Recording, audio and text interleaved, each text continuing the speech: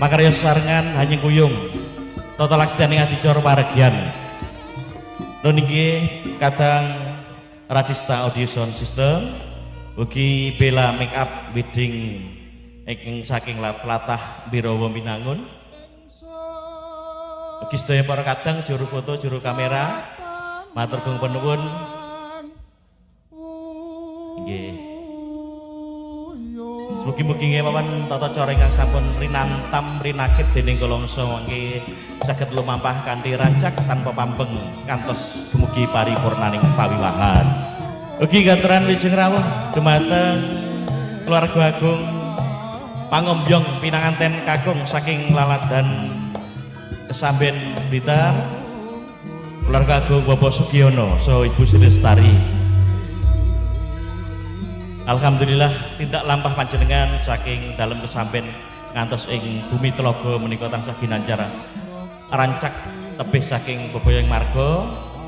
satemah rawuh wonten papan mriki kanthi rahayu wilujeng.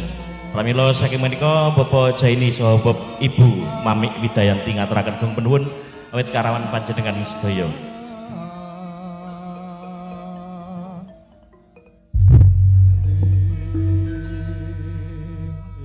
Perlu dipun kawiningani bilih tata cara pawiwahan ingkang kagelar ing rikalagan menika ugi dipun tayangaken live streaming Radista Wedding Organizer live streaming lajeng rawuh dhumateng para pinisepuh sesepuh sesepuh ingkang ugi angestreni anjenengi paregian ingkang kagelar siang menika sepisan malih katuran lajeng rawuh dhumateng para tamu sinedahan kakung Sowan Putri sae ingkang saking Telaga tangga tepalih saking Ibu Mami saha Pak Jaini ugi katuran wilujeng rawuh dhumateng para samakadang pamong mitra saking Purworejo Sanankulon Blitar angestreni anjenengi saha paring panjurung Hastungkara dhumateng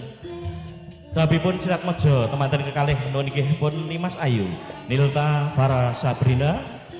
ingkang sampun tungkap titi mangsa Jinatu kromo dening priya bagus saking laladan Kesamben putra kinasih Bapak Sugiono saha Ibu Sri Lestari ingkang pinaringan asma pun bagus Arif Riza Dwi Kurniawan.